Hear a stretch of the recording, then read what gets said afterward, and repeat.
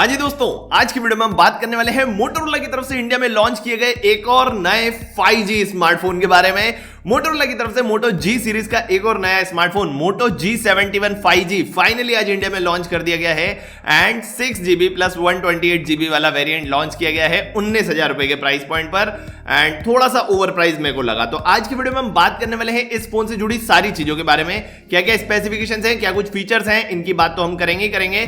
साथ ही साथ मेरे को ऐसा लगता है कि इस फोन के अंदर आपको 4 मेजर प्रॉब्लम्स देखने के लिए मिलती है एंड मेजर प्रॉब्लम्स जो होती है भाई वो हर किसी के लिए नहीं होती है, किसी के लिए वो चीजें मैटर करती हैं, किसी के लिए नहीं करती हैं। लेकिन मेरा फर्ज है भाई कि आपको सारी चीजें बता देना कि इस फोन में क्या क्या कमियां हैं, क्या क्या अच्छी चीजें हैं, सारी चीजें अपन डिस्कस करेंगे बिना किसी तरीके। फटाफट से वीडियो को स्टार्ट कर लेते हैं, लेकिन वीडियो को स्टार्ट करने के पहले लाइक टारगेट सेट करते हैं, लाइक टारगेट रखते हैं मात्र 700 लाइक्स का। आई होप आप कंप्लीट कर दोगे।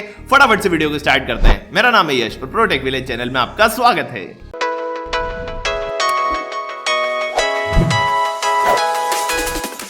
स्टार्ट करते भाई बातचीत को और सबसे पहले बात कर लेते हैं फोन के स्पेसिफिकेशंस की, उसके बाद में मैं आपको प्रोस एंड कॉन्स बता दूंगा।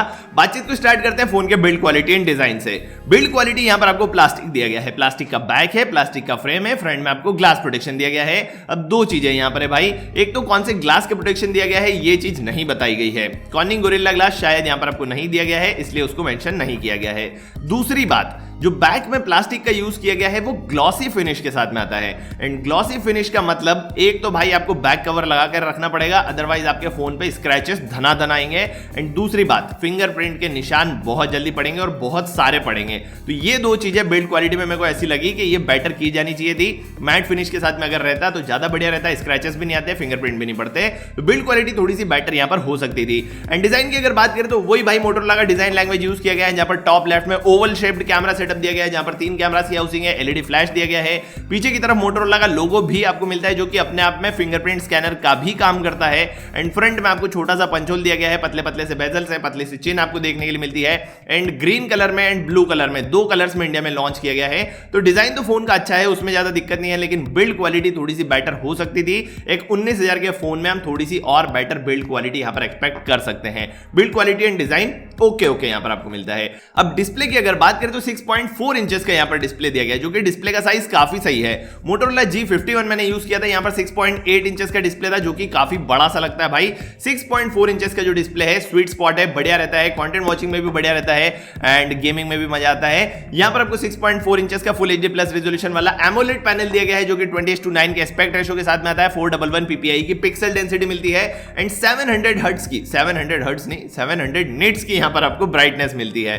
सो यस, डिस्प्ले क्वालिटी में बस इतना ही है, इससे ज्यादा आपको कुछ नहीं मिलता है। वाइड वाइन L1 का सपोर्ट मिल जाएगा, HDR का सपोर्ट यहां पर आपको नहीं मिलता है। डिस्प्ले जो है वो कंटेंट वॉचिंग के लिए सही रहेगा, कलर्स वगैरह आपको सही मिलेंगे, लेकिन अगर आपको गेमिंग करनी है तो यहां पर आप थोड़े से डिसअपॉइंट हो सकते हो भाई, क्योंकि यहां पर आपको केवल 60 हर्ट्ज का नॉर्मल रिफ्रेश रेट दिया गया है, हायर रिफ्रेश रेट यहां पर आपको नहीं मिलता है। तो डिस्प्ले क्वालिटी उन लोगों के लिए अच्छा है जो ये लोग बोलते हैं कि AMOLED with 60 hertz is okay for me, तो उन लोगों के लिए अच्छा है, लेकिन जिनको गेमिंग वगैरह करनी है, हायर रिफ्रेश रेट जिनको पसंद आता है, उनके लिए यहां पर भाई डिस्प्ले जो है थोड़ा सा डिसअपॉइंटिंग है। डिस्प्ले मेरे हिसाब से यहां पर आपको ठीक ठाक देखने के लिए मिलता है। अब परफॉर्मेंस की अगर बात की जाए तो क्वालकॉम स्नैपड्रैगन 695 5G चिपसेट यहां पर दिया गया है। अब नाम पर मत जाना भाई, 695 मतलब आपको 6 सीरीज का लग रहा होगा, ऐसा भी आप सोच सकते हो भाई कि 732 730 720G ऐसी परफॉर्मेंस मिल सकती है, लेकिन ऐसा बिल्कुल नहीं है। ये वाला जो प्रोसेसर है 768G के आसपास की परफॉर्मेंस आपको निकाल के देता है। 3,80,000 के आसपास इस प्रोसेसर का एंटूडू स्कोर निकल के आता है जो कि डायमेंसिटी 810 से भी बेटर है। तो परफॉर्मेंस में आपको शिकायत नहीं आने वाली है। ऊपर से 6 नैनोमीटर का चिपसेट है, तो भाई आपको अच्छी परफॉर्मेंस निकाल करके देगा, परफॉर्मेंस में शिकायत नहीं आएगी।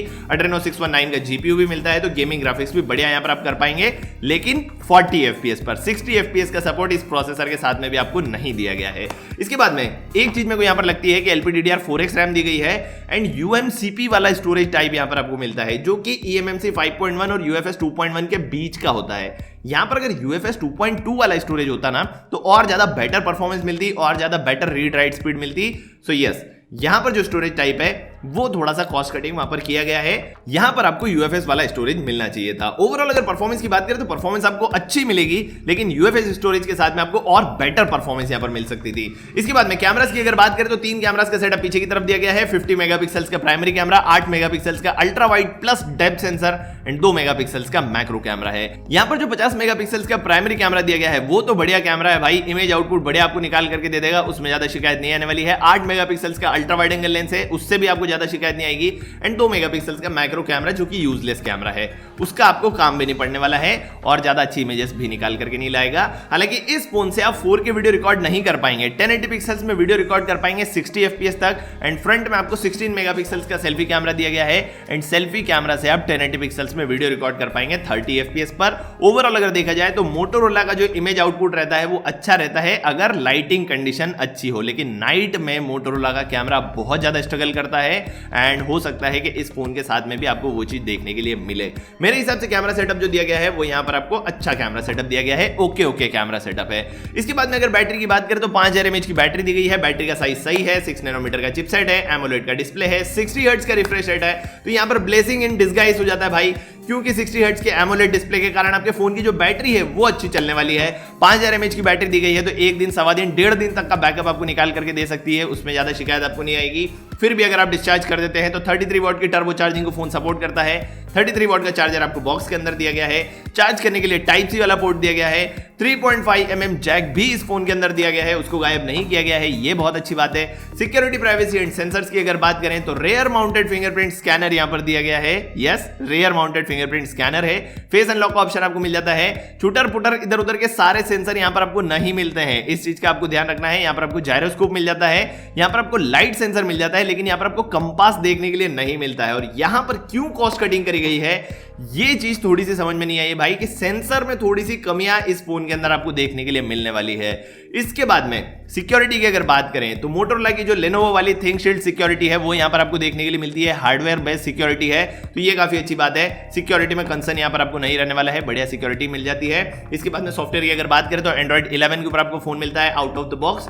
उसी के साथ में मिलता है माई यूएक्स, जो कि मोटोरोला का बनाया हुआ खुद का यूआई है, स्टॉक एंड्रॉइड वाला आपको फील देता है, थोड़े बहुत आपको कस्टमाइजेशन के ऑप्शंस भी दे देता है, तो ये काफी अच्छी बात है। सॉफ्टवेयर में आपको शिकायत नहीं आने वाली है। इसके बाद में स्पीकर्स की अगर बात करें तो सिंगल स्पीकर्स यहां पर आपको दिए गए हैं। यस, सिंगल स्पीकर्स यहां पर दिए गए हैं, डुअल स्टीरियो स्पीकर्स यहां पर आपको नहीं मिलते हैं। ऑडियो आउटपुट बढ़िया रहेगा, लेकिन स्टीरियो स्पीकर्स वाला मजा यहां पर आपको देखने के लिए नहीं मिलेगा। तो ये एक चीज मोटोरोला को आप अपग्रेड करनी चाहिए भाई, डुअल स्टीरियो स्पीकर 20,000 के प्राइस पॉइंट पर हमको मिलना चाहिए। यहां पर स्पीकर आपको ओके देखने के लिए मिलता है।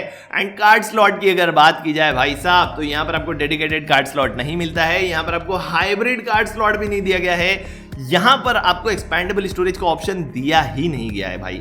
केवल 2 नैनो सिम आप लगा सकते हैं, कार्ड यहां पर आप नहीं लगा सकते हैं। स्पेसिफिकेशन आपने देख लिए भाई, स्पेसिफिकेशन आपको डिसेंट लग रहे होंगे। वेरिएंट की अगर बात करें तो केवल एक वेरिएंट में फोन लॉन्च किया गया है, 6GB प्लस 128GB, उसी के साथ में 2GB की आपको वर्चुअल रैम मिल जाती है, तो अपेरेंटली 8GB की आपको रैम मिल जाती है, लेकिन आपको स्टोरेज में से 2GB कम करना पड़ेगा। एंड प्राइस पॉइंट की अगर बात करें तो 18,999 रुपए प्राइस पॉइंट रखा गया है। अब इस फोन के प्रोस एंड कॉन्स की अगर बात करें तो अच्छी चीजें बहुत सारी है भाई। इसके अंदर एमोलेड का डिस्प्ले आपको यहां पर मिलता है, यहां पर परफॉर्मेंस आपको प्राइस सेगमेंट में बहुत अच्छी देखने के लिए मिलती है। 3,80,000 का स्कोर आपको इस प्राइस पॉइंट पर मिलना बहुत अच्छी बात है। उसी के अलावा यहां पर आपको डिसेंट कैमरास मिल जाते हैं एंड बैटरी मॉड्यूल इस फोन के अंदर आपको बहुत अच्छा दिया गया है। स्टॉक एंड्रॉइड के साथ में बैटरी का बैकअप आपको सही मिलने वाला है, तो ये 4 चीजें अच्छी चीजें हैं। अब खराब चीजों की बात करते हैं भाई, क्योंकि आप लोग सब खराब चीजें ही देखने आए होंगे कि इस फोन में क्या कमियां आपको मिलती है। तो देखो भाई, सबसे पहली कमी मेरे को लगती है हायर रिफ्रेश रेट का ना होना। एटलीस्ट 90 हर्ट्ज का रिफ्रेश रेट यहां पर होना चाहिए था, तो और ज्यादा बेटर मजा आता हमको डिस्प्ले में। यहां पर गेमिंग वालों के लिए ये फोन भाई बिल्कुल बाहर हो जाता है। गेमिंग वालों के लिए हायर रिफ्रेश रेट होना अच्छी बात है, लेकिन वो चीज यहां पर आपको देखने के लिए नहीं मिलती। तो पहली कमी मेरे हिसाब से मेरे को लगती है कि एमोलेड के साथ में 60 हर्ट्ज का रिफ्रेश रेट है। एमोलेड अच्छी बात है, थोड़ा सा और हायर रिफ्रेश रेट 90 हर्ट्ज भी मिल जाता तो ज्यादा बढ़िया बात रहती। दूसरी बात अगर करें तो यहां पर आपको कार्ड स्लॉट नहीं दिया गया भाई, कम से कम हाइब्रिड कार्ड स्लॉट तो होना चाहिए था, यहां पर आपको कार्ड स्लॉट दिया ही नहीं गया है। दूसरी चीज मेरे को लगती है जो यहां पर आपको कौन लगती है, जो कमी मेरे को इस फोन के अंदर लगती है। तीसरी चीज की अगर बात करें तो वो है इसका UMCP वाला स्टोरेज टाइप, थोड़ा सा स्लो है UFS 2.2 के कंपैरिजन में। परफॉर्मेंस और बेटर हो सकती थी अगर यहाँ पर UFS वाला स्टोरेज दिया जाता।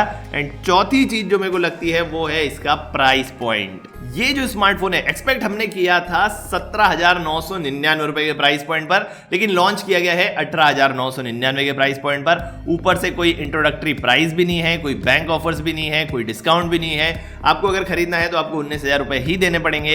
एंड 19,000 के आसपास अगर ये फोन आता है, मतलब आ ही गया है 19,000 के आसपास अगर अपने को खरीदना पड़ता है, तो मेरे हिसाब से एक बार अच्छे से सोच लेना भाई, क्योंकि ये जो स्मार्टफोन है कुछ कमियां लेकर के आता है जो मैंने आपको ऑलरेडी बता दी हैं। हालांकि 5G की अगर बात करें तो 13 5G बैंड्स का सपोर्ट दिया गया है। तो फ्यूचरिस्टिक फोन है, लेकिन कुछ कमियां हैं इस फोन के अंदर, एंड अगर वो कमियां आपके लिए मैटर करती हैं तो एक बार और सोच लेना भाई कि आपको Motorola G71 5G खरीदना है या नहीं खरीदना है। आप मेरे को कमेंट करके बताना भाई कि आपके हिसाब से आपको क्या लगता है, कौन सी कमी ऐसी है जो इस फोन को थोड़ा सा कंपटीशन में पीछे कर देती है। कमेंट करके अपनी राय जरूर से बता देना। वीडियो अगर अच्छा लगा है तो वीडियो को लाइक करना, अपने दोस्तों के साथ शेयर कर देना। चैनल को सब्सक्राइब नहीं किया तो चैनल को सब्सक्राइब कर लेना, बेल आइकन दबा देना, ऑल वाला ऑप्शन सिलेक्ट कर लेना ताकि मेरे वीडियो को नोटिफिकेशन पहुंचे आपको तुरंत से। मैं मिलूंगा आपसे अगले वीडियो में, तब तक के लिए बाय बाय।